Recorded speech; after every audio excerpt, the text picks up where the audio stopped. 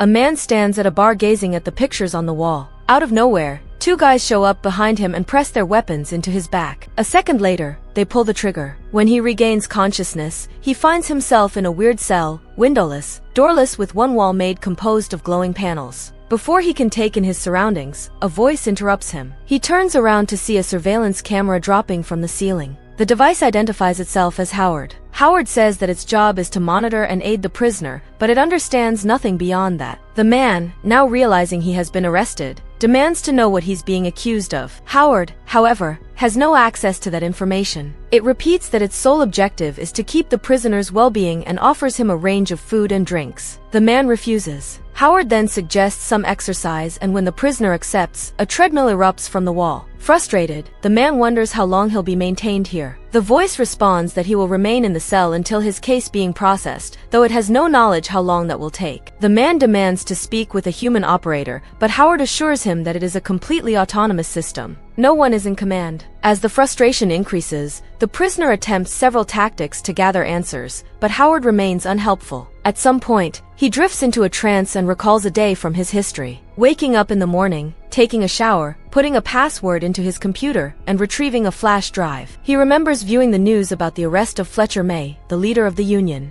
Then he feeds his dog, puts on his jacket, and leaves his home. Back in the cell, the man appeals using Howard to notify someone, anyone, that he's been arrested. His buddies and family have no idea where he is. Once again, he asks the robot for information, but Howard doesn't understand. Defeated, the prisoner finally demands food, and as a bowl filled with mashed potatoes, he confesses something to his mechanical warden. His dog is still at home, trapped within his apartment. No one will hear him barking. If no one checks on him, the dog will die. Howard refuses to help. It's not programmed for that. The man snaps. Rage consumes him. Sometime thereafter, he finds himself going back into that same memory. After exiting his flat, he rides the metro to visit his father in the hospital. Later that evening, he travels down a dark street, moving like someone trying to stay out of sight. Back in the jail, he opens his eyes. Howard instantly descends from the ceiling. The man is parched and asks for plain water. The robot complies, filling a glass. As he reaches for it, he finds a puddle on the floor and asks what happened. Frank explains that he wasn't provided a bucket for the night. Howard responds that in the future, he should request such necessities. His cell is fitted with a bathroom. As soon as it says this, a door appears in the wall. Frank enters inside and finds a toilet, but the instant he enters, the door slams shut behind him. A noise originates from the main chamber. When Howard finally lets him back out, the puddle is gone. Someone or something cleansed it up. The recollection pulls him in again. From the dark street, Frank steps into a lively cafe. He talks with the barista and orders a coffee. Back in the cell, he tastes the prison cuisine. It's disgusting. Howard offers to alter the flavor, but Frank doesn't understand the point. He starts testing the robot using varied sentences, straining its limits, but ultimately recognizes that he's speaking to a machine. Desperation takes hold. He pounds on the walls, yelling to be let out. The cycle continues. Wrath, desperation,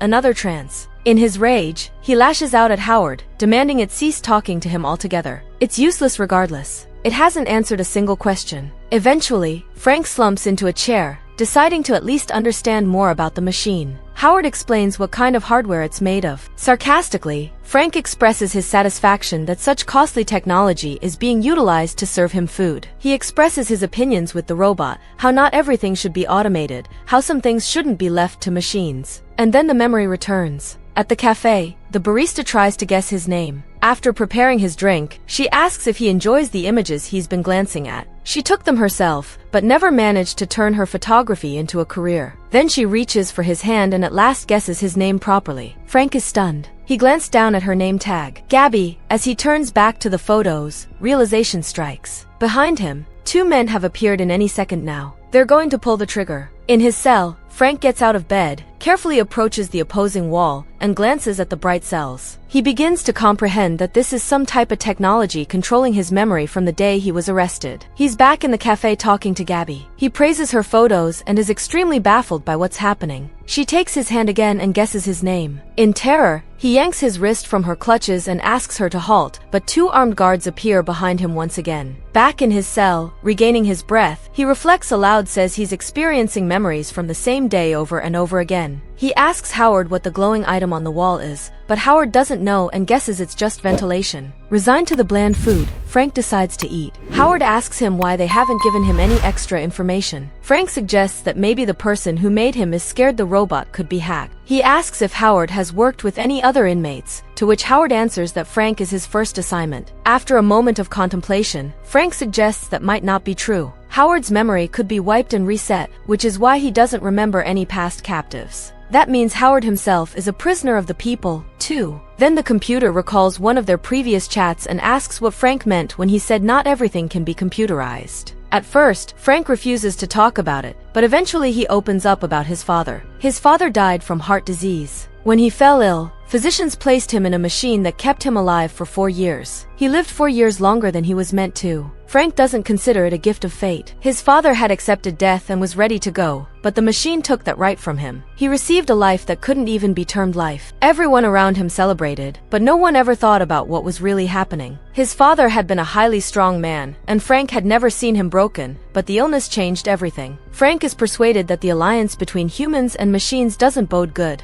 After listening to him, the robot concludes that it's all really interesting and that it actually wants to help. While they were conversing, the robot detected a mistake and discovered that Frank had been brought here under Protocol KBN6. This suggests he was sent back to where he came from, but that's impossible. There's an option to submit a repair request to contact a coordinator, but that request will be rejected if nothing's broken. Over time, Frank prepares to destroy Howard. At the last moment, the robot stops him and warns him of a problem. Since Howard knows what Frank is about to do, he's forced to activate the security system. However, he can't explain what it does. Frank then suggests coming up with another plan and asks for a coffee in the meantime. While waiting for the computer to get distracted, Frank lands a powerful blow on the robot. Immediately after, the security systems kick in. Gas starts filling the room from the walls and Frank collapses unconscious. At that moment, he sees images of himself lying on a table, his head in a vice as someone injects him with a substance. Frank wakes up again in the cafe where Gabby welcomes him and offers him coffee. She once again tries to guess his name,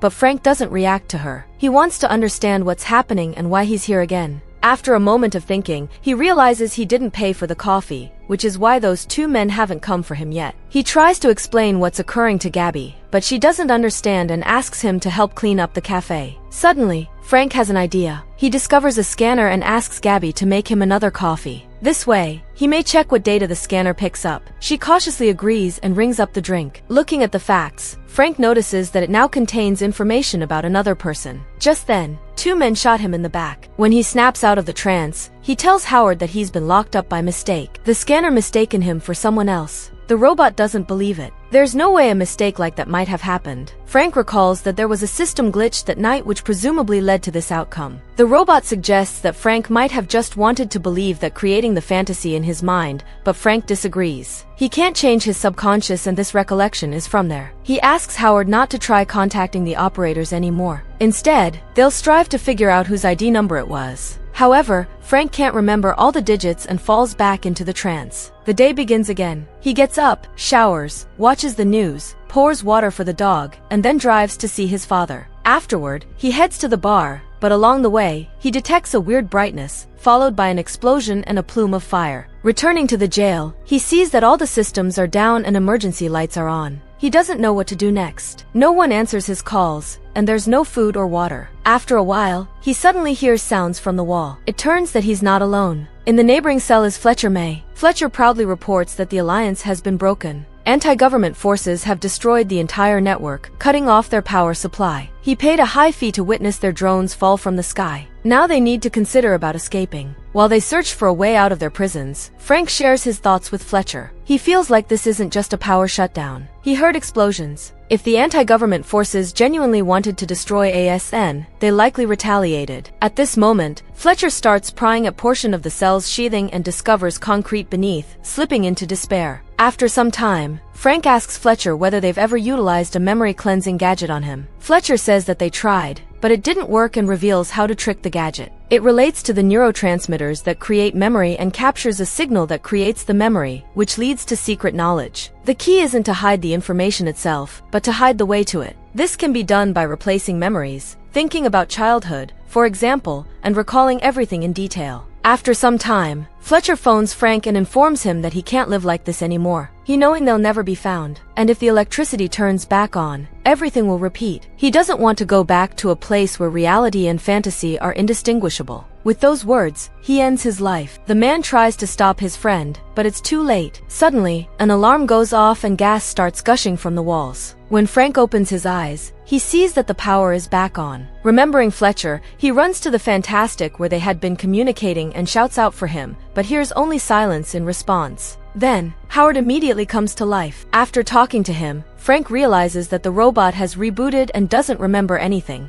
In despair, he sits down in a chair and falls into a trance. He finds himself back at the bar. Behind the counter is Gabby, offering him coffee, but he declines. He just wants to sit there and be left alone. The girl calls him by name and tells him he can remain as long as he wants. Frank is astonished. This time, she didn't guess his name, but just said it right away. Gabby responds that they already know each other, therefore there's no need for her to guess. He starts bickering, saying they're familiar from his former dreams, but she won't remember that. Their talk is interrupted by a customer, a guy who asks for another cup of coffee. At that time, Frank observes a scanner and hides behind the counter. He doesn't wish to be scanned again or shot at once more. The girl is puzzled by his acts and seeks to grasp what's going on. He explains that he's not truly there and that she doesn't exist. He's currently at a federal facility where they're utilizing a neuroscanner to extract his memories. They're trying to obtain evidence of a crime he didn't commit. That's why everyone is in his thoughts and why they've talked before. Most probable, the scanner in the coffee shop malfunctioned and he walked right into a trap established by government operatives. After telling her all of this, he asks her to leave him alone and let him sit in peace. Gabby smiles and explains that this is the most bizarre attempt to obtain free coffee she's ever heard. Later, they sit at a table drinking coffee and discussing his memories. The girl thinks that it's not the worst day. She also asks when he plans to return to the bunker, but he doesn't know. He can't handle it and he's incredibly grateful to her for letting him stay at the closed cafe. Over and over again, he relives the same day getting shot, having coffee, and talking to Gabby. Howard is worried regarding Frank's situation, but he's unable to respond. Once again, he falls into a trance, gets shot again, and once again tells the girl that she's only in his head. They dance in the coffee shop and in the cell, and once again, two men with firearms come for him, but this time the script changes. Frank and Gabby are the ones that attack first, taking the firearms from the agents. They strive to get them to explain why they've come for him, but they remain mute. Frank then urges Gabby to let them go.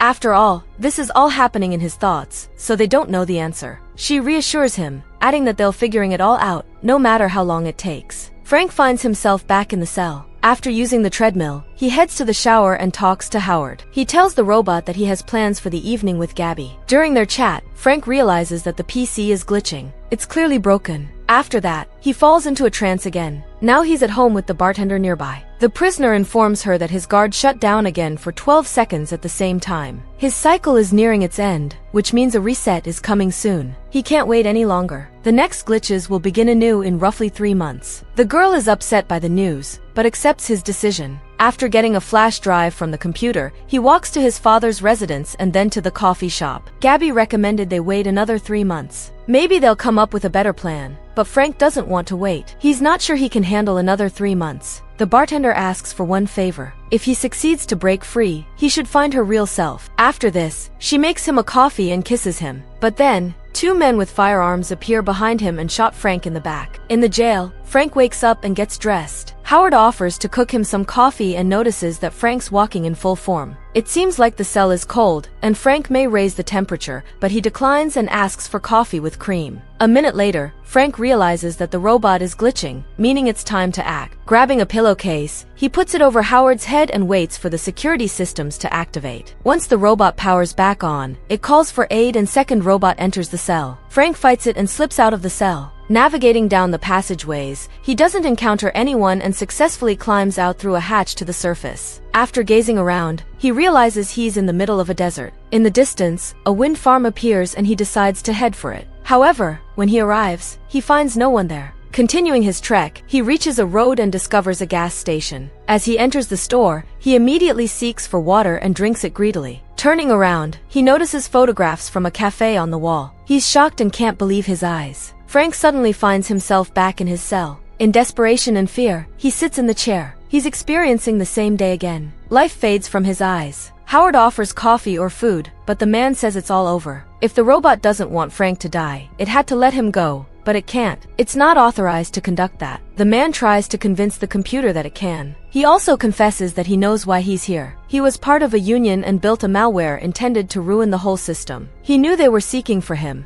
but he couldn't let them read his memories. If they did, he'd be imprisoned in prison forever. He knows what the item on the wall is and how to trick it. He also tells Howard that he's broken and no one is coming to repair him because there are no more people here. He asks the robot to bypass the protocol, but it can't. The man gets angry, begs, and shouts, but it's no use. Howard offers to play music, and Frank agrees. The man falls into a trance, and at the same time, he makes a noose from a cloth. He comes at a bar and sits in a chair. While in his cell, he throws the noose over his head, stands on the chair, and hangs himself. Gabby pushes him to wake up, but he doesn't hear her. The security systems in the cell activate, and a robot arrives to help. It cuts the noose with a laser, and the man collapses to the floor. Taking advantage of the open entrance, he runs out of the cell and calls for Howard's help. Seeing that his charge is under danger from the robot, Howard locks the cell doors, leaving Frank inside. Looking around, Frank finds the server room. There are no humans and the cameras are off. After examining everything, he tells Howard he won't be able to fix him. The robot asks if he will return, but Frank says no. Sitting in front of the monitors, the man asks what LSO implies and asks again where Howard is from. Howard repeats that he's a life support operator born in Austin but reared around Seattle. As he speaks, Frank remembers sitting beside his dying father's bed. Turning off the full system, he makes his way out of the bunker to the surface.